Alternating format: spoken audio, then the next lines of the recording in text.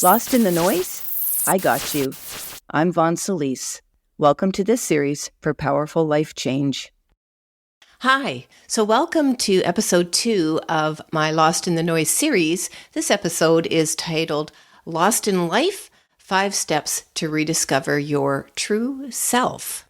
So Lost in the Noise is a dedicated coaching series to help anyone who feels lost or without an identity discover who they really are on a journey of powerful transformation. So I hope you stick with me, and thank you very much for being here.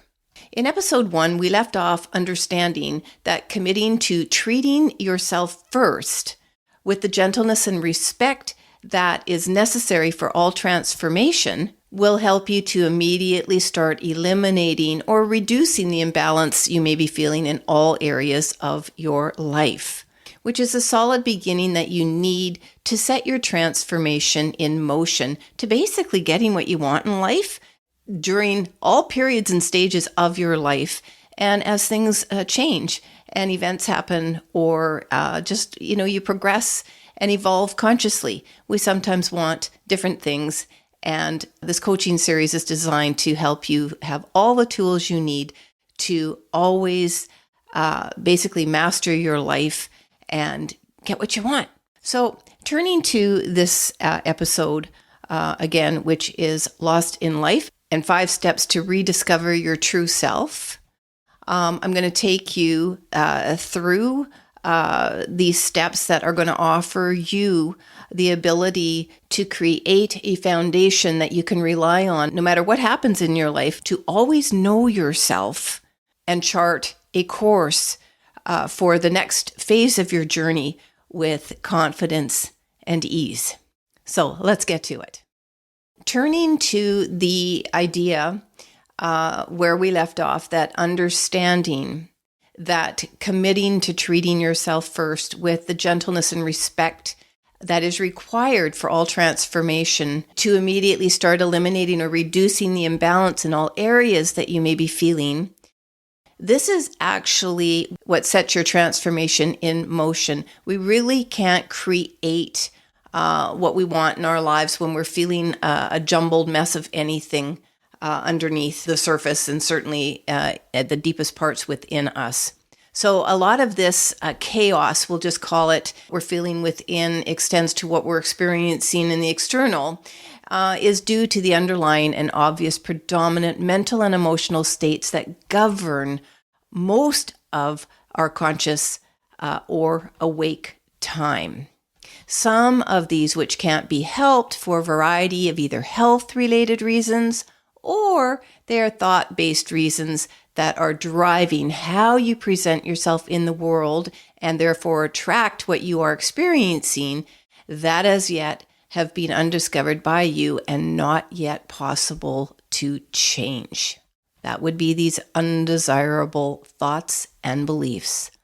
So when you think about emotion, which is really driving us and is a largely untouched subject for many people who strive to stay as far away as possible from that which is buried underneath and causing them their pain from accumulated unpleasant experiences. It is, in fact, the energy of emotion that drives most of our thoughts, actions, and behaviors. I like to think of emotion as E equals energy in motion, so capital E, and then the word motion, capitalized, equals emotion. This is what is driving us to think, act, behave in certain ways, and certainly plays a huge part in what we believe about ourselves. And while emotions are one of the hardest things for us to identify and connect to at a deep level because of the uncertainty of what they will bring up for us, we have turned largely as a society to treating our mental state for many of these negative and painful thoughts, behaviors, and actions that are constantly driving us. In treating our mental state, we center on our ability largely to think rationally, make decisions, and cope, while on the other hand, the emotional state is very much being aware of and accepting what we are feeling and having the skills to process what is going on within us. Again, a boundary that can't be crossed for millions of people because of the threat that unpredictable emotions are to us. Yet, in general, because the affect of one state on the other, mental and emotional, emotional and mental, will influence what we are experiencing in all areas of our daily life, without the capability to go within and really understanding what we are feeling and process what is going on within us, it will leave us with a huge imbalance of energy that presents as illness, stress, anxiety, frustration, doubt, hopelessness, mistrust of the world, and therefore our place in it, which impacts everything we do and all of our relationships in one way or another, usually very negatively and chaotic. Alternatively, a balanced state of mind where we feel overall contentment in our life presents as this deep satisfaction we have with everything going on in our life. And if something isn't working out in one area, we are confident we will be presented with options and ideas that pull us in the right direction towards the vision we have for our life, which then produces a host of positive emotions that in turn help us attract the life experiences and conditions we do want physically and internally that are correlating precisely to what we are feeling and expressing emotionally at any given time in relation to what we feel about ourselves and our life in general. Sometimes this can be what we are feeling and emotionally expressing about others in our life, but as a self-focused species, humans are inclined to be one-directional in their desire to feel great and succeed to satisfy the ego, or what we will refer to here as the lower self. And that's okay when we are aware of the difference between choosing success from the inside for overall contentment, and for which we don't depend on external influences to achieve this. They will follow always when we are happy within. And for those times we are choosing to wallow to soothe ourselves as best we can in this all too real human condition we find ourselves in on this planet. So for those feeling lost and without direction, the following 5 steps offer you an approach to develop a framework and build a solid foundation to start creating life changes almost immediately with a more structured approach. And while this framework can shift as you personally grow, or if you are impacted by life events that cause you to reconsider or reframe your life in any way, in general, it does provide guidelines to develop a more meaningful relationship to yourself through introspection that for many will become a life practice, especially the more committed you are to evolving your mind as part of the overall enhancements you are making to your life. So here are the 5 steps. Number 1, understand your core values and beliefs. And while this may sound obvious, it may be surprising to some how little they have actually thought about their core values and beliefs, which, without doing so, can lend itself to a host of mental health issues when you don't know yourself well, if at all, or what you want. This also leads people to feeling stuck and without hope of finding any way to change whatever situation they are struggling with, to become more aware of who you want to be, what you really want to do in your life, which includes work and personal, the environment you most want to be in, the people and relationships you want to surround yourself with, how you want to be treated and how you actually treat others, what is important to you, how deserving you feel of what you want, what excites you, what brings you joy, joy being defined as those moments where your heart feels like it's singing out of your chest. And if you don't feel any of this, why not? What is consuming you and feels like a waste of time? What would you rather fill your time with, and with whom, if anyone? To answer these questions and more, that come up as you allow yourself to be curious about you. The more you will define and refine what you value and what you believe about yourself and the world you find yourself living in. Number 2, focus on self-compassion. While this is worthy of an episode on its own, it is never too soon to start thinking about compassion as a driving force for your emotions. Remember, energy in motion equals capital E, capital motion. So knowing precisely how much energy you give to anything in your inner and outer world that is currently being shown to you as what you manifest directly correlates to how you see yourself and the world around you, both positive and negative.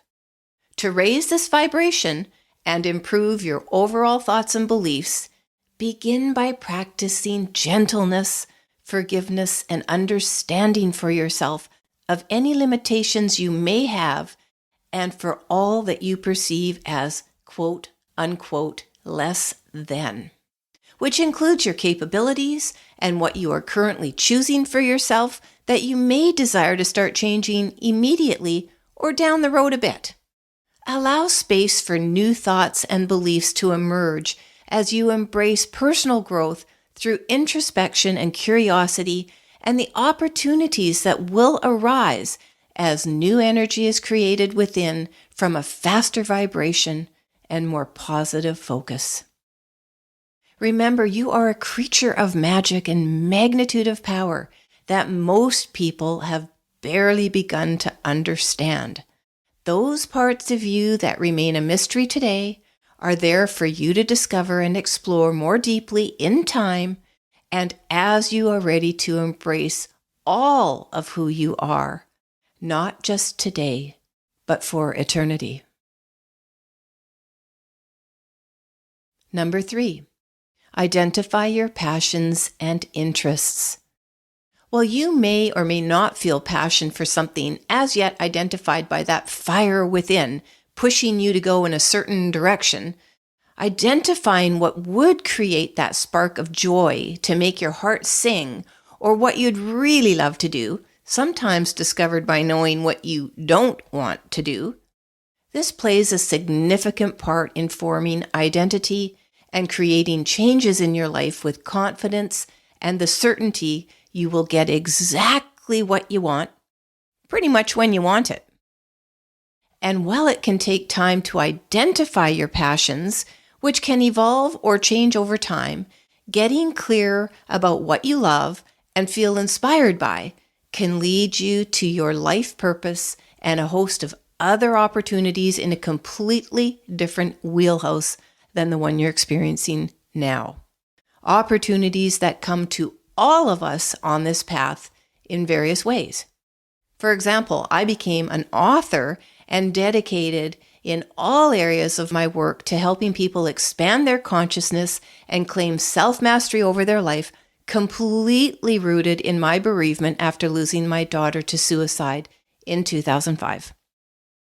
Others may have life experiences or a constant drive to do something where they establish a nonprofit, start a business, become motivational speakers or activists, change their career midlife, or follow a dedicated path early on. Feeling passionate about what you do and what you represent, your environments, and the values you hold most dear can lead you to switch course when the path you are on feels wrong, at any age or at any time. Volunteering, taking up new hobbies, joining certain communities, undertaking specific studies, these and any other ideas you come up with on your own that at first may be subtle or not so subtle, all hint at or are driving you to pursue what you intuitively know within will lead you down a certain path and set the course for the rest of your life. Or at least for what you are envisioning for the next period of time that truly feels authentic to you. The key is to check in within to see how you are resonating with any changes you are making or a direction you think you should go by listening to what your heart and gut is telling you and not being afraid to be truthful with your answer. To determine this, ask yourself the following questions. Does this decision feel right for this moment? And do I feel ready for this opportunity or change right now? When you trust that you can get what you want in your life, changing course will not feel as frightening or impossible.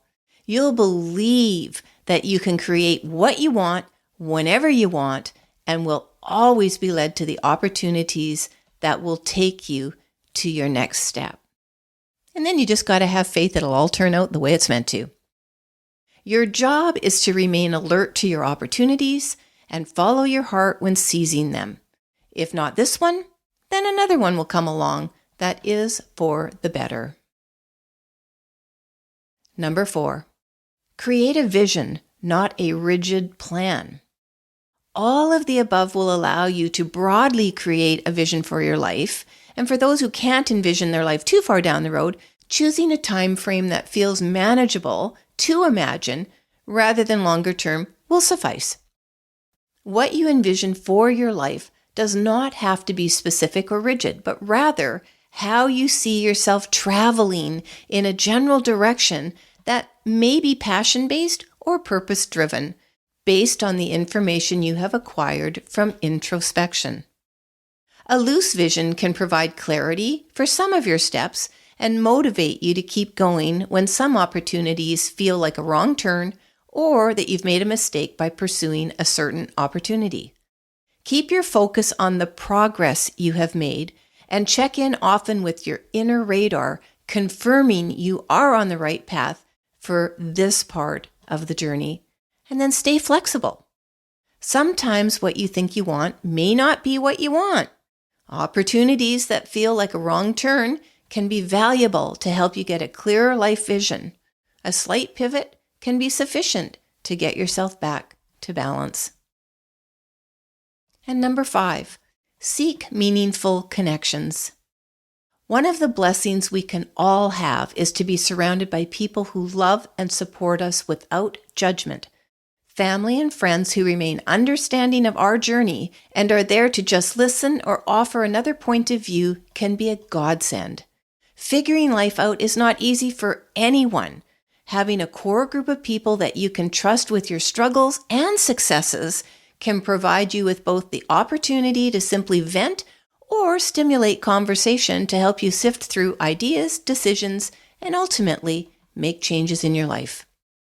In the end, no one can figure out our lives except us. Having a supportive group of people around us, no matter how small, can remind us of how much we have accomplished, how proud they are, and we should be of ourselves. Which motivates us to stay on track during all phases of this wild and wonderful journey we call life. I hope you enjoyed episode 2 of my Lost in the Noise series, and I invite you to stay with me as we all journey through powerful transformation through this coaching series, largely guided by the angels. For more resources, visit my website at vonsolis.com or to sign up for my newsletter to stay in the loop about what's happening in my life as I go through my own transformation. Thanks for watching. Thanks for listening. Until next time.